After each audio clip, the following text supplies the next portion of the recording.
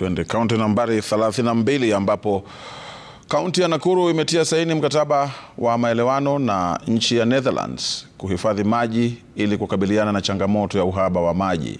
Akizungumza kwenye hafla hiyo, waziri wa maji Eric Muga amesema kuwa mradi huo unapania kuhakikisha Nakuru inakabiliana na mabadiliko ya hali ya anga baada ya kushuhudia matukio ya mafuriko mara kwa mara.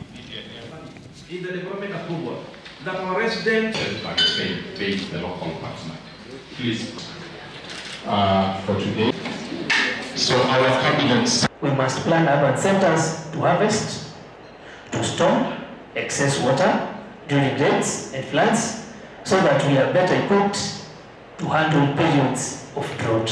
Today's event marks a significant milestone in the 60 years of bilateral relations between the Netherlands and Kenya, as we collaborate to address one of the most pressing challenges of our time, water management. The bottom line is that Nakuru County is becoming the first city in Kenya and Africa to join the Global Water as Leverage program. In so doing, our city will become a model for others in Kenya